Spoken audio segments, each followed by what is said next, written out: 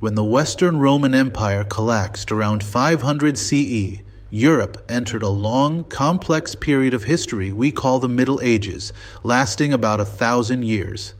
Historians often place this era between the vibrant civilizations of ancient Greece and Rome and the rebirth of culture known as the Renaissance. It was a time of massive change. Old empires crumbled, new kingdoms arose, and the way people lived, governed themselves, and practiced religion fundamentally shifted. You might have heard the term Dark Ages to describe this period. It was coined by Renaissance scholars who thought of this time as a cultural decline after the glory of Rome. But that's a bit unfair. While the early centuries were certainly turbulent, with less centralized rule and literacy, the Middle Ages were a time of tremendous innovation. New political systems, economic growth, and philosophical breakthroughs emerged, leading historians today to prefer the term medieval era, acknowledging its own unique achievements and developments. Following the Roman collapse, there was no single ruling power in Western Europe.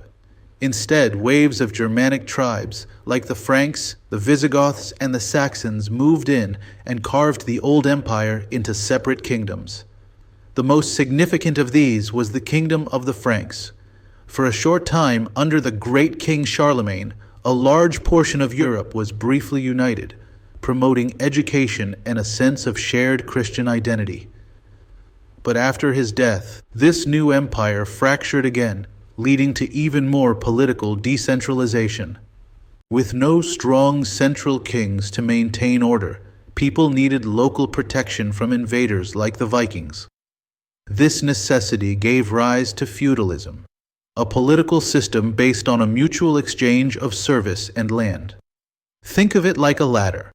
The king theoretically owned all the land, but he delegated power to lords in exchange for loyalty and military aid. Those lords, in turn, granted land to knights who offered protection. It was a deeply layered structure where power was measured not by money, but by who controlled the land. The core of feudalism was the feudal contract, an agreement between a lord and his vassal. It was a serious, lifelong oath. The lord would grant the vassal a fief, which was essentially an estate of land to manage. In return, the vassal promised loyalty, financial aid, and most importantly, military service. This was a personal relationship sealed with an elaborate ceremony of homage, making a private promise the basis of all political power. The economic side of this era was called the manorial system. Feudalism was the political contract, and manorialism was where everyone lived and worked. The manor was a lord's self-sufficient estate, like a giant farm community. The majority of the population were serfs, peasants who were legally bound to the land. They weren't slaves, but they couldn't leave. They worked the lord's land, giving him a share of their harvest, and in exchange, the lord provided them with housing and guaranteed military protection from bandits and invaders. As political authority fractured, the Catholic Church stepped in to fill the vacuum. It was the only institution that spanned all of Western Europe, providing a sense of cultural unity and stability. The Pope in Rome was not just a spiritual leader. He was a powerful political force, sometimes more influential than any king or emperor. The Church collected taxes, had its own courts, and influenced every aspect of daily life, from birth to death. It was truly the most dominant power of the entire medieval era. The Church's influence extended through its monasteries. These communities of monks and nuns were far more than just religious retreats. They were literal beacons of civilization. While Europe saw a decline in literacy after Rome's fall, monks tirelessly worked in scriptoriums, painstakingly copying classical texts, the works of Plato and Aristotle, by hand. This crucial effort preserved ancient knowledge that would otherwise have been lost, laying the groundwork for later intellectual revivals. The Holy Roman Empire was a unique attempt to revive the glory of Rome. It began when a Germanic king named Otto I was crowned emperor by the Pope in 962 CE. However, it was never a unified nation like the original Roman Empire. It was a loose collection of hundreds of states, principalities, and kingdoms. Its history is marked by a constant, dramatic struggle for power between the Holy Roman Emperor and the Pope, with each claiming to be the ultimate authority chosen by God. A huge moment for the development of Western Europe was the Norman conquest of England in 1066. William, the Duke of Normandy in France, invaded England, defeated the Anglo-Saxon king at the Battle of Hastings, and took the throne. This conquest was transformative. William brought French culture, language, and a more structured, centralized form of feudalism to England.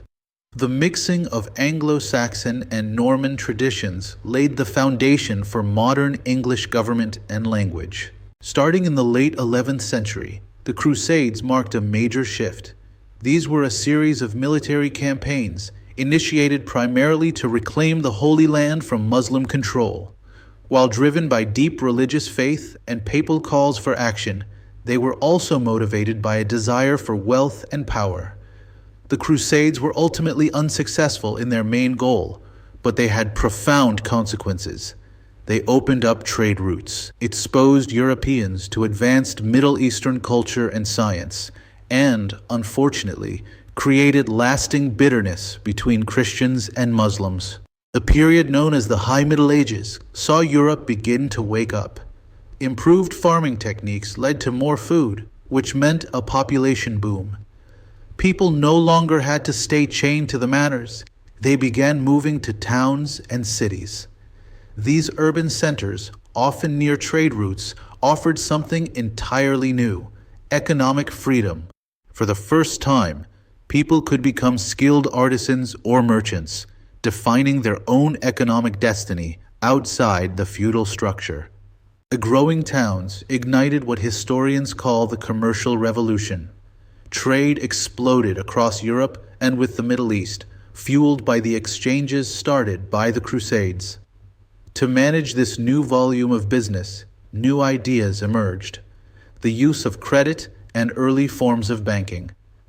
Within the cities, people organized into guilds, associations of workers like bakers or blacksmiths, who set quality standards, fixed prices, and trained new apprentices. These guilds were the forerunners of modern unions and business organizations.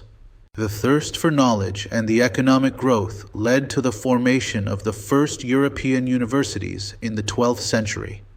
Places like Bologna and Oxford grew out of existing cathedral schools. The curriculum focused on specialized, rigorous study in theology, law, and medicine.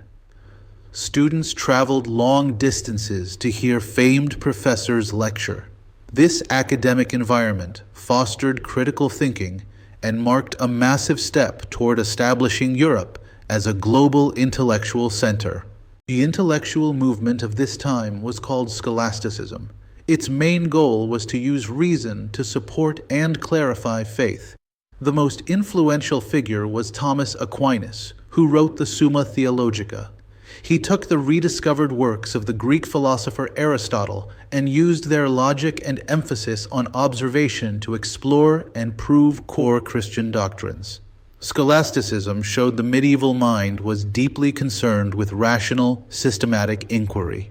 If you've ever seen a grand medieval cathedral, you've witnessed Gothic architecture.